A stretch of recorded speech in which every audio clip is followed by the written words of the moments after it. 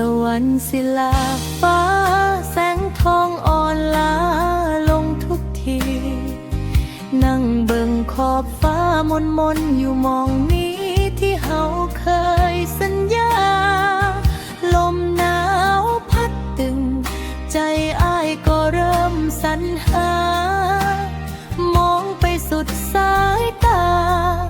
ปลายฟ้าสิแม่นมองได้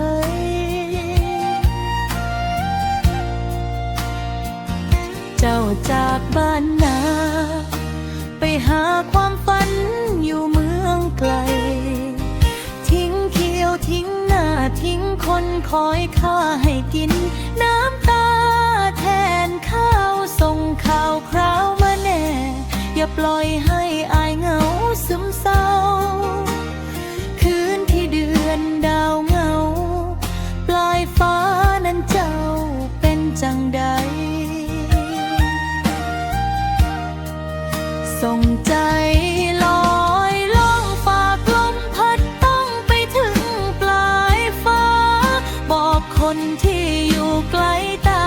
ว่าอ้ายยังคอยยังห่วงใยปลายฟ้ามองนั้นมีคนกอดเจ้าแล้วแม่นบ่ใช่อ้ายอยู่ทางนี้เป็ดขอดใจมองฟ้าคราใดน้ำตาสิไหลทุกที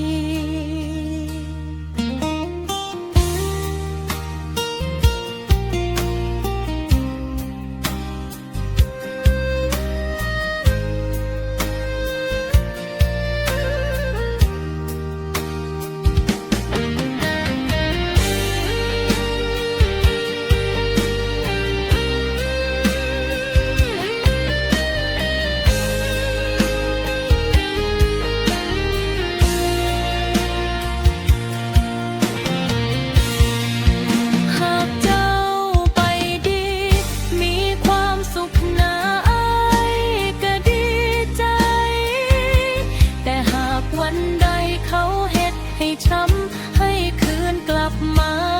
มองนี้ปลายฟ้าที่เจ้าไปมันอาจจะเสียวิไลอีหลีแต่ปลายฟ้าที่บ้านเฮาตรงนี้ยังมีคนฮักคนคอยมองฟ้าสีนวลอ้ายก็ครวนคอยหาฝากใจไปนำเมฆา